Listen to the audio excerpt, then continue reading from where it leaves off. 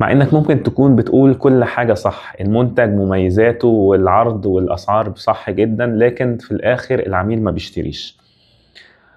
لان العميل بيبقى شايفك عمال تتكلم، لكن العميل في الحالة دي بيبقى عاوز يسمع قصة او حكاية.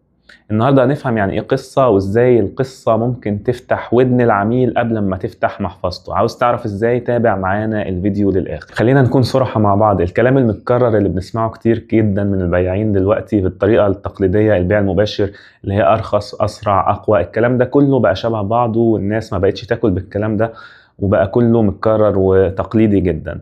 لكن القصة بتدخل على العميل من غير استئذان، بتخليه يسمعك لغاية الآخر، بتخليه حتى يقتنع قبل ما تطلب منه إن هو يشتري. خليني أديك مثال بسيط. لو بتبيع خدمة، ممكن لو في شركة تسويق تقليدية هتقول إيه؟ إحنا شركة تسويق بتحسن البراند وبتزود المبيعات. دي الطريقة التقليدية.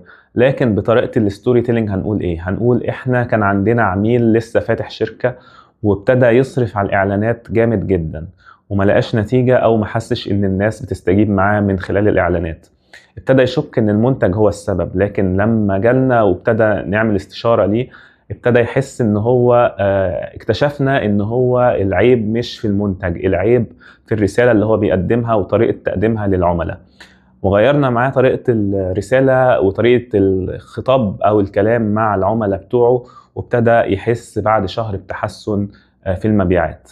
دي طريقة الستوري تيلينج. لاحظ ان انا ما قلتش لا سعر ولا باكج، لكن الرسالة وصلت. ليه القصة بتبيع؟ القصة بتبيع لانها ببساطة المخ بيفتكر الاحداث او الحكاية اكتر من الارقام، وبيقول له ليه ما اشتريش؟ ده انا الحل، ده الشكل او النموذج اللي قدامي اللي بيتحكي عليه ده انا.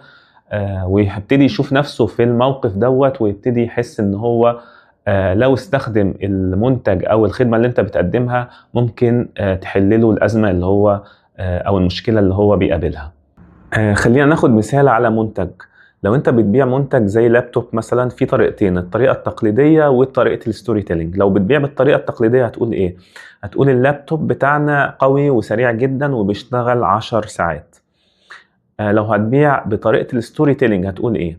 هتقول كان عندنا عميل فريلانسر وبيشتغل كتير بره البيت، وبيحتاج ان هو بيروح كافيهات، وبيحتاج ان هو يشحن اللابتوب كل شوية، وما بيلاقيش مثلا باور سبلاي او اماكن بتبقى مشغولة كلها.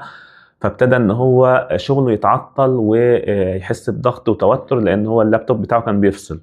اشترى اللابتوب بتاعنا وابتدى يشتغل من اي مكان وهو في اي وقت وهو مطمن. لاحظ ان انا هنا بعت احساس مش مواصفات. في معادله بنستخدمها في الستوري تيلينج لما تيجي تحكي قصه. طبعا ممكن لازم تبقى في شخص شبه العميل، مشكله حقيقيه، معاناه واضحه، ونقطه تحول وحل ونتيجه. لو عنصر واحد من العناصر دي مش موجوده ممكن القصه تبوظ، حتى لو بتسوق لنفسك او لمهاراتك وخبرتك. في طريقة تقليدية وطريقة الستوري تيلينج. الطريقة التقليدية ممكن تقول أنا خبرة 10 سنين في مجال المبيعات، دي الطريقة التقليدية.